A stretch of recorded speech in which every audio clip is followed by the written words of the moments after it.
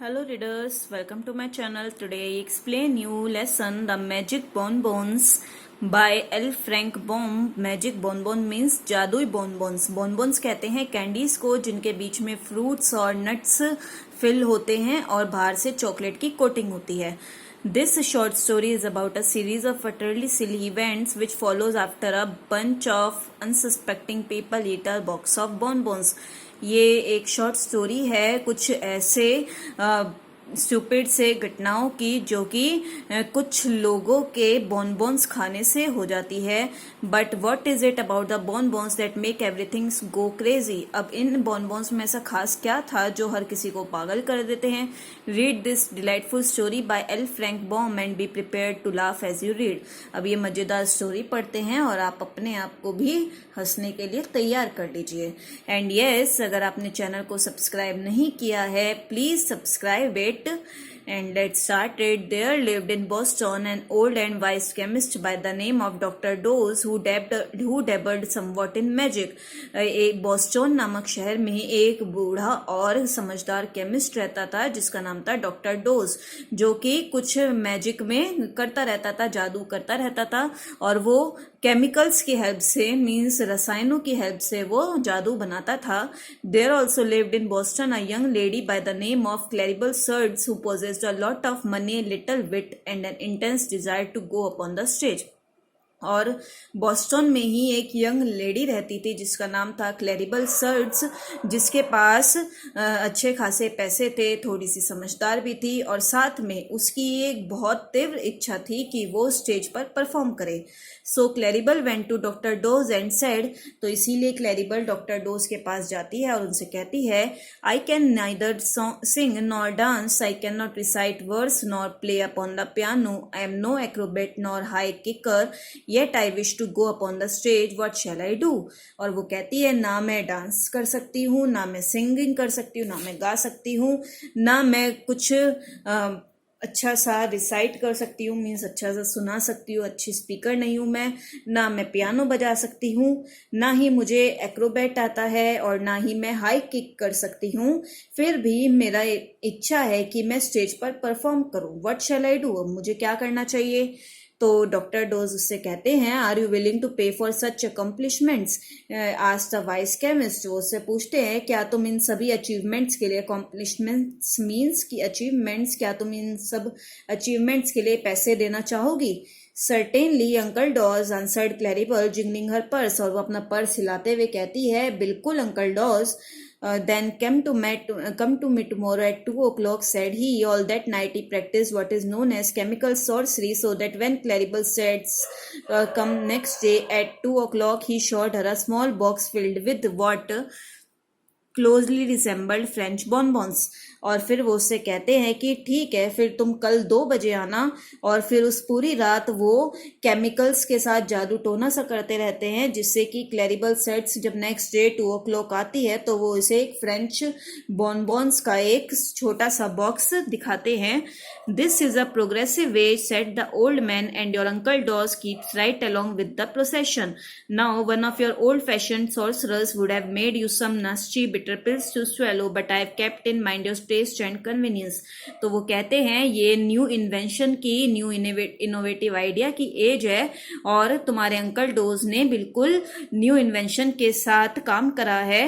अब तुम किसी अगर पुराने किसी जादूगर के पास जाओगी तो वो तुम्हें बेकार सी कड़वी गोली दे देगा खाने के लिए, लेकिन मैंने अपने माइंड में तुम्हारा टेस्ट और तुम्हारी सहूलियत के हिसाब से काम करा है. Here are some magic bonbons. If you eat this one with the lavender color, you can dance thereafter as lightly and gracefully as if you had been trained a lifetime. और फिर वो कहते हैं ये कुछ मैजिक बॉनबॉन्स हैं, अगर तो और वो अलग अलग कलर्स के होते हैं तो वो उसे अब हर कलर की स्पेसिफिकेशन बताते हैं.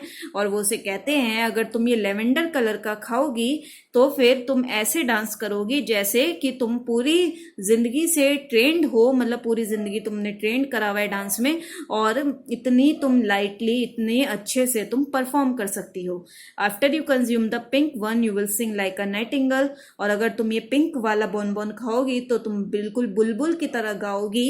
Eating the white one will enable you to become the finest elocutionist in the land, और अगर तुम ये वाइट वाला खाओगी तो तुम एक पूरी इस धरती पर बहुत अच्छी प्रवक्ता, speaker, orator बनोगी।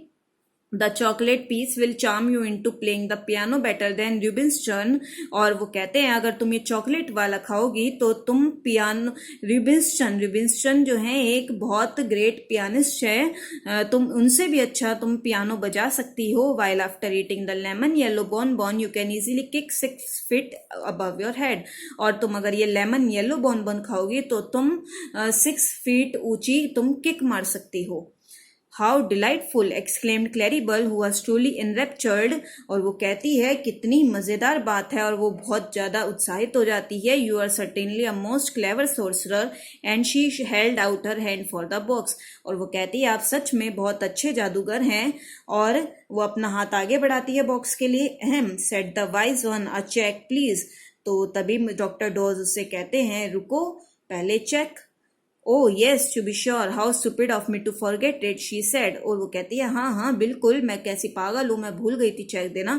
Doctor dose retained the box in his own hand while she signed a check for a large amount of money, after which he allowed her to hold the box herself. और फिर doctor dose अपने हाथ में ही रखते हैं वो box, जब तक वो चेक पर साइन कर रही होती है, अच्छी सी अमाउंट भरती है वो इसमें, और फिर वो जब चेक उन्हें दे देती है तो वो उन्हें वो बॉक्स दे देते हैं। Are you sure you have made them strong enough, The inquired anxiously. It usually takes a great deal to affect me.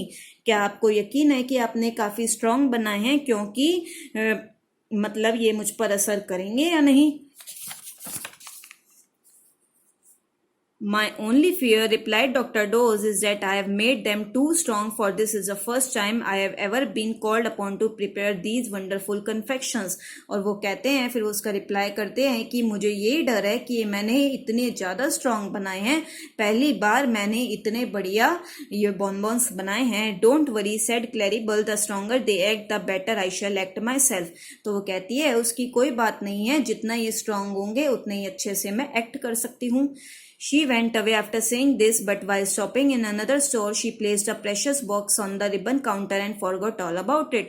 और फिर वो ऐसा कहकर चली जाती है, और फिर वो किसी और स्टोर पर कुछ खरीदने के लिए रुकती है, और वहीं पर काउंटर पर वो बॉक्स भूल जाती है, और उसके बारे में बिल्कुल भूल ही जाती है। Then little Bessie Bostwick came to the counter to buy a hair ribbon and laid her parcels beside the box. फिर एक 12 years old लड़की होती है बेसी बॉस्टविक, वो उस काउंटर पर रिबन लेने आती है और उसी बॉक्स के बराबर में अपने पार्सल्स रख देती है, मीन्स जो उसने शॉपिंग करी हुई थी वो और अपने पैकेट्स रख देती है। When she went away, she gathered up the box with other bundles and trotted off home with it. और जब वो वहां से जाती है तो वो अपने सारे पार्सल्स इकट्ठे करती है, उसके साथ वो बॉक्स भी उठा लेती है और घर की तरफ निकल जाती है। Bessie never knew until after she had hung her coat in the hall closet and counted her parcels that she had one too many. Then she opened it and exclaimed. और फिर बेसी को जब तक पता नहीं लगता, जब तक वो अपना फिर पहले कोट टांगती है और फिर अपने पार्सल्स काउंट करती है, तो देखती है उसके पास तो एक एक्स्ट्रा पार्सल है। फिर वो उसे खोल कर देखती है बॉक्स को, तो वो कहती है why it's a box of candy, अरे ये तो कैंडी का बॉक्स है। Someone must have mislaid it, कोई इसे रखकर भूल गया है। But it is too small a matter to worry about, लेकिन ये ज्यादा चिंता की बात नहीं है। There are only a few pieces, क्योंकि इसमें तो कुछ ही पीस बचे हैं। So she dumped the contents of the box into a bonbon dish that stood upon the hall table and picking out the chocolate piece, she was fond of chocolates, ate it daintily while she examined her purchases. और फिर वो उस डब्बे को खाली करके एक bonbon के कंटेनर में डाल देती है और फिर उसमें से चॉकलेट वाला उठाती है, क्योंकि उसे चॉकलेट्स पसंद होती हैं और उसे बड़े मजे से खाती है और साथ में अपने पार्सल्स भी देखती है उसे। और वो जो चॉकलेट वाला होता है वो किसके लिए होता है, वो होता है पियानो के लिए। These were not many for Bessie was only 12 years old and was not yet trusted by her parents to spend much money at the shores. और ये वो जब 12 साल की वो लड़की होती है और वो कहती है ये ज्यादा नहीं है पार्सल्स, क्योंकि उसके पेरेंट्स उस पर ट्रस्ट नहीं करते हैं क्योंकि वो बहुत पैसे खर्च करती है शॉपिंग पर।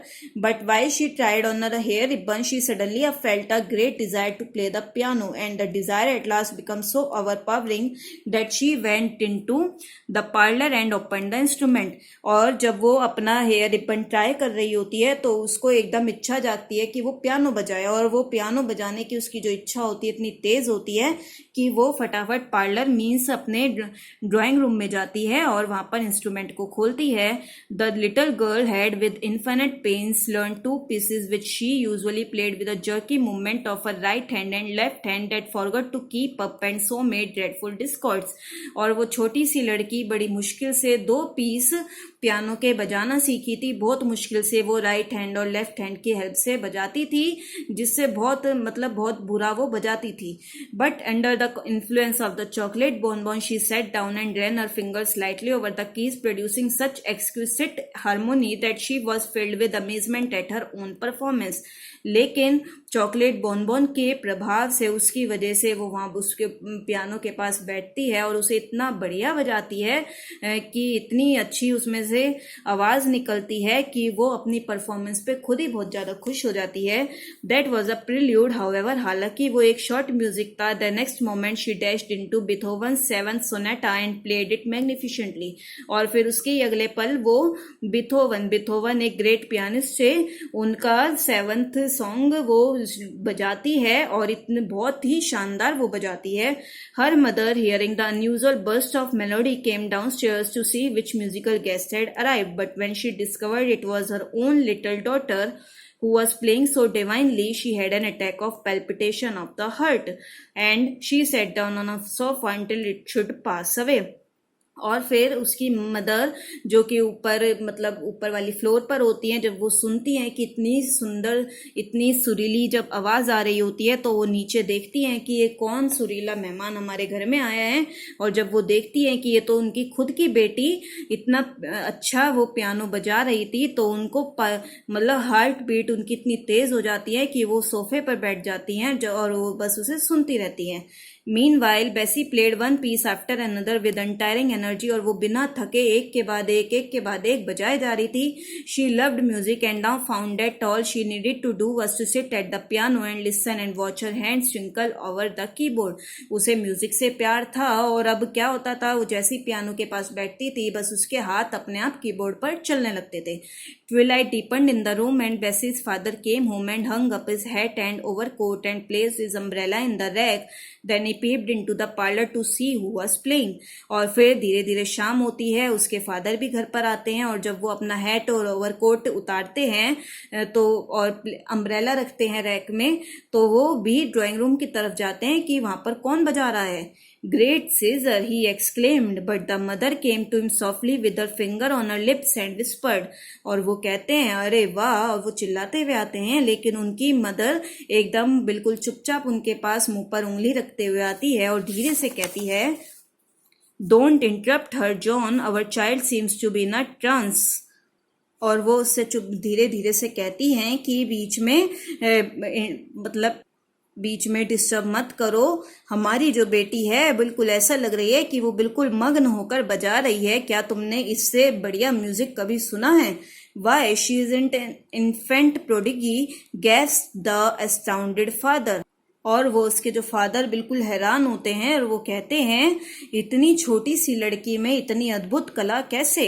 As they stood listening, the senator arrived, having been invited to dine with them that evening, and before he had taken off his coat, the Yale professor, a man of great learning and scholarly attainments, joined the party।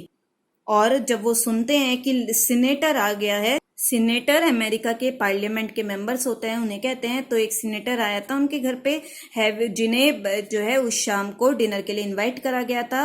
और उनके and before he had taken off his coat the Yale professor, इससे पहले कि वो अपना coat निकालते, L professor एक professor थे जो कि बहुत बुद्धिमान और बहुत विद्वान थे वो भी पार्टी को ज्वाइन करते हैं। And further story we will cover in next part. And next part में हम देखेंगे कि कैसे जो और भी कलर्स के बॉन्बॉन्स थे वो अपना मैजिक दिखाते हैं। Okay, see you next part, bye bye.